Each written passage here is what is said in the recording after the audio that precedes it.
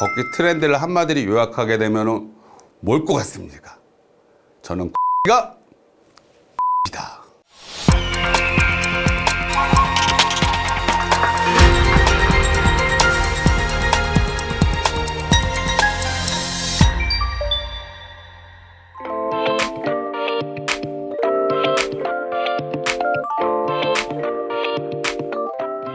안녕하십니까. 걷기 트렌드 따라잡기 걷기 전문 강사 김응석입니다. 이번 시간에는 걷기에 대해서 사회적 문화적으로 어떻게 발달되었는지 확인하도록 하겠습니다.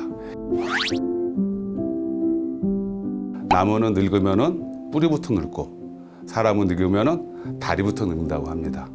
이 걷기라는 게 너무 중요한데 2000년대 초반에는 파워워킹이라는 말이 떴습니다. 파워가 뭐죠? 말 그대로 힘있게 걷는다는 겁니다. 파워워킹에서 가장 중요한 포인트는 속도입니다. 시간당 6km 이상, 따지면은 분당 100m 이상으로 빠르게 걷게 됩니다. 그래서 일반 워킹보다는 운동 강도가 훨씬 세갖고 체지방 감소와 더불어서 근력 강화에 너무 좋습니다. 파워워킹 할 때 주의할 점이 있습니다. 팔을 올리게 되면 그만큼 보폭이라든지 움직임의 가동 범위가 커지게 됩니다. 말 그대로는 파워워킹은 힘있게 걷는다. 자, 두 번째, 시간이 흐르다 보니까 이제 힐링 워킹이라는 변화가 있습니다. 힐링 자체가 치유하다, 워킹. 파워하고 힐링은 약간 반대로 보면 됩니다. 힐링은 말 자체로 내 몸에 질환이 있다든지 근골격계에 이상이 있을 때 재활 개념으로 쓰는 뜻이 더 맞을 것 같습니다. 자세는 파워워킹처럼 팔을 올린 자세가 아니라 팔을 내리면서 가볍게 걷는다는 느낌. 가장 중요한 포인트는 중심보부행위라고 해갖고 몸이 내 정수리부터 귀 외도위부터 고관절, 무릎, 발목까지 일자가 돼서 걷는 겁니다. 이렇게 된 보폭이 어떻게 될까요? 그렇죠. 보폭이 좁게 됩니다. 달리기 할 때 어떻게 걷죠? 몸이 약간 숙여지면은 보폭이 넓어지는데 이건 반대입니다. 그래서 보폭을 좁게 하면서 누가 최대한 내 정수리를 잡아 당긴다는 기분으로 해서 그렇죠. 가슴 살짝 내밀고 이게 힐링 워킹입니다. 관절이 안 좋으신 분들은 그렇죠. 힐링 워킹이 훨씬 효과적입니다. 그래서 힐링 워킹을 하면서 조금씩 속도를 높여가면 좋을 것 같습니다. 자, 세 번째는 트레킹. 트레킹. 예전에 우리가 지금 뭐 산에서 등산을 하거나 뭐 둘레길 건다고 하죠. 등산을 한다면 내가 어느 정상을 향해서 정상까지 올라가야 돼요. 근데 트레킹은 그런 개념보다는 둘레길에서 자연과 함께 기분 좋게 걷는 걸 트레킹이라고 생각하면 됩니다. 트레킹에 대해서 가장 중요한 포인트가 있습니다. LNT. LNT는 1960년도에 미국의 국립공원과 더불어서 환경단체에서 자연에 대해서 기후변화로 오염이 심하다 보니까 자연 훼손을 최대한 줄이기 위해서 LNT라는 7가지 지침을 만들었습니다. 내가 어느 공간이나 어느 자연을 가더라도 내 간 곳에는 흔적을 어떻게 돼요? 깨끗이 지우고 오라는 얘기입니다. 그래서 LNT의 7가지 지침에 대해서 배워보도록 하겠습니다. 첫 번째는 그렇죠. 사전에 계획하고 준비한다. 내가 어디를 갈 장소라든지 그 상황에 대해서 미리 검색을 통해서 확실히 파악을 하면 됩니다. 두 번째는 간 곳에 대해서는 꼭 지정된 탐방로나 산책로하고 걸으시면 됩니다. 지정된 산책로와 탐방로. 세 번째는 쓰레기입니다.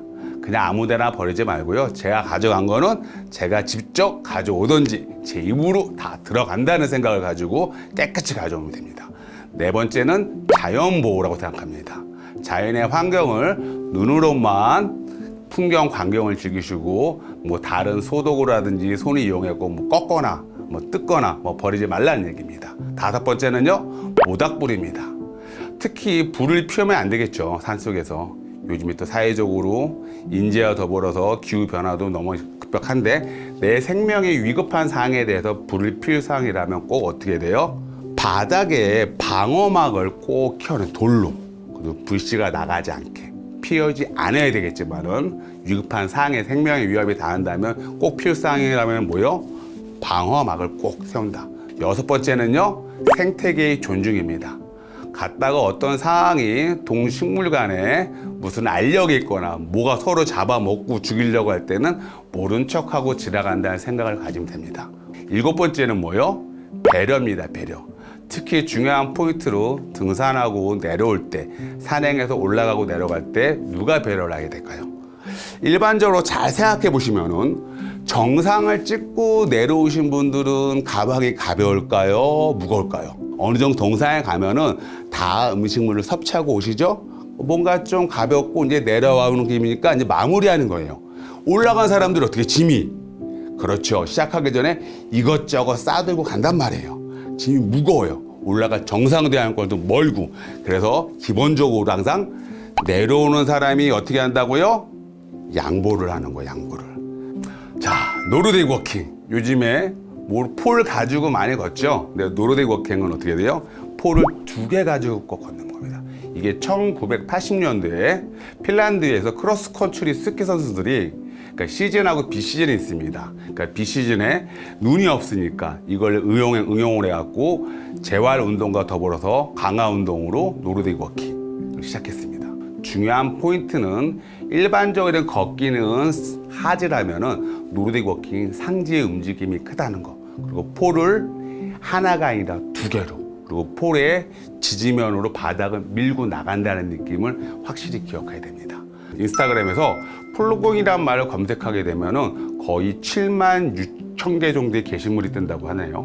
그리고 줍깅은 우리나라 한국말로 편하게 만든 말이죠. 중요한 포인트는 이게 스웨덴에서 폴라업이라고 해갖고 이삭을 줍는다는 느낌. 거기다 깅이 들어가죠. 조깅.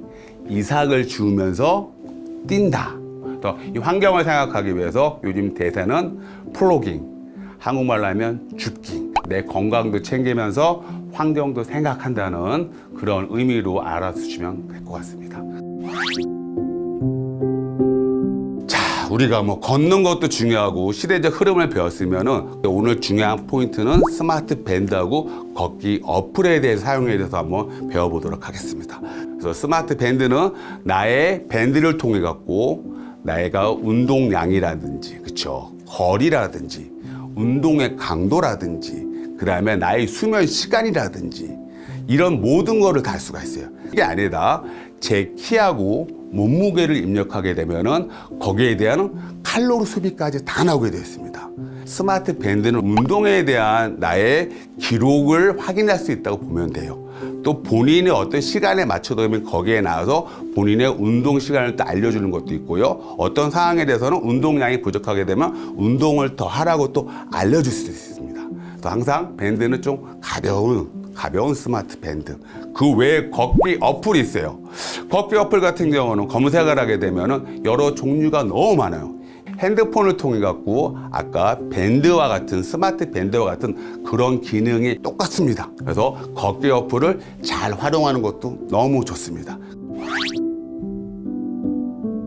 항상 걷기가 최고의 운동이라고 하지만은 시대적 변화도 사회적 변화도 모든 거는 2발로 걷게 됩니다. 더 말 그대로 여기 걷기가 최고라고 했습니다.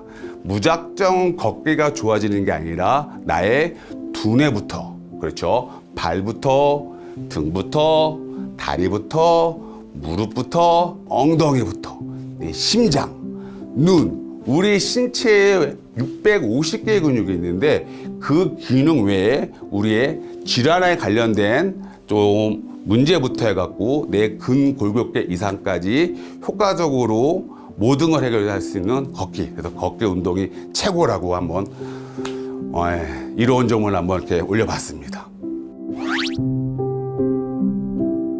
자, 걷기에 대한 우리가 이로운 점을 배웠죠. 걷기 트렌드와 더불어서 이번에는 밸런스와 코어에 대해서 알아보겠습니다. 어차피 2발로 걷는 운동은요, 한 발이 떠야 돼, 안 떠야 돼요? 꼭 떠야 돼요. 그래서 밸런스가 상당히 중요합니다. 자세도 한쪽이 무너지거나 한쪽으로 치우치게 되면 몸에 이상이 있듯이 이 밸런스 너무 중요합니다. 2번째는 코어. 방송에서도 코어 외가 많이 나와요. 코어 근육, 우리 몸통에 있는 근육이라고 생각하면 됩니다. 자, 코어 근육, 바로 이런 부분입니다. 빨간 게 우리의 근육이죠. 근육 안에도 내복사관이 있고 외복사관이 있습니다. 복근을 강화시키려면 어떻게 해야 돼요? 허리 근력도 강화돼요. 그래서 이런 근육을 한번 보시라고 했습니다. 엉덩이도 그래요. 큰 근육이 대둔근이 있으면 대둔근 안에 중둔근이 있고 안에 우리가 또 소둔근도 있습니다. 엉덩이가 평평하게 되면 어떻게 돼요? 우리가 움직이다 보다 근력이 떨어지니까 또 골절의 위험이 있을 수가 있어요. 그리고 엉덩이가 식빵처럼 펑펑해진 사람들은 어떻게 돼요? 당연히 비만이니까 허리에 좀 부담이 갈 수도 있겠죠. 또 이와 반대로 엉덩이가 펑퍼지한 게 아니라 하마처럼 축 처져 있어요. 뭔가 좌우 밸런스가 엉덩이가 안 맞아. 이런 사람들은 척추의 불균형을 인해서 허리 통증을 유발할 수가 있습니다. 항상 걸을 때는 코어 근육과 밸런스와 더불어서 엉덩이에다 동전을 하나 꼭 물고 다니면은 우리의 엉덩이나 이제 코어 근육이 강화될 수가 있어요. 자, 마지막으로 걸을 때 하나 팁을 줄게요. 걷다 보게 되면 사람들이 손을 어떻게 걸어요? 내리면서 걷게 되면은 손에 간혹가다 부어요, 안 부어요? 네, 붓는 경우가 있어요. 붓기를 가라앉히려면 내 심장보다 어떻게 돼요? 높은 곳에서 박수를 친다든지 반짝반짝을 하게 되면 붓기가 쫙 빠집니다. 그래서 무조건 일반적으로 손을 내려서 걷지 말고 중간에 손이 약간 부었다든지 또 순환이 안 될 때는 어떻게 된다? 반짝반짝반짝. 그리고 다시 한번 더 걸으시면 좋을 것 같습니다. 우리가 걷기 트렌드 속에서 꼭 이 세 가지는 기본으로 들어가야 됩니다. 첫 번째는 뭐예요? 스트레칭. 운동의 효과와 더불어서 운동의 가동 범위를 넓히기 위해서는 꼭 스트레칭이 꼭 필요합니다. 근데 문제는 스트레칭을 하더라도 모든 운동은 운동하기 전에 준비 운동을 시작할 때는 동쪽 스트레칭을 하는 걸 꼭 명심하십시오. 자, 유산소 운동. 걷기 하면 뭐예요? 대표적인 유산소 운동이에요. 유산소 운동은 뭐예요? 반대는 또 무산소 운동이라고 했어요. 근력 운동이라도 많이 하지만은 중요한 포인트는 이래요. 유산소 운동을 하게 되면 우리 어느 기능이 좋아요? 특히 지구력 강화가 되면서 내 심폐 기능이 어떻게 좋아져요. 그리고 나이를 들게 되면 심폐 기능하고 근력이 떨어져요. 유연성이 떨어져요. 유연성이 떨어지고 나면 그 다음에 어떻게 돼요? 균형 감각이 떨어져요. 그래서 낙상 예방에도 문제가 많이 생겨요. 그래서 유산소 운동하고 무산소 운동을 병행하면 너무 좋다는 거 꼭 명심하세요. 유산소는 말 그대로 공기를 들여 마셨다 내뱉었다 간헐적으로 하는 운동. 무산소는 뭘까요? 무산소는 근력 운동이란 자체는 아주 쉽게 생각하지만 어금니를 깨문다는 운동이라고 생각하시면 돼요. 그래서 우리 걷기 트렌드 따라잡기 해서 마무리는 이런 스트레칭하고 유산소하고 무산소 운동도 병행을 하면은 더 멋진 트렌드를 따라갈 수 있을 것 같습니다. 감사합니다. 걷기 트렌드를 한마디로 요약하게 되면은 뭘 것 같습니까? 저는 걷기가 답이다.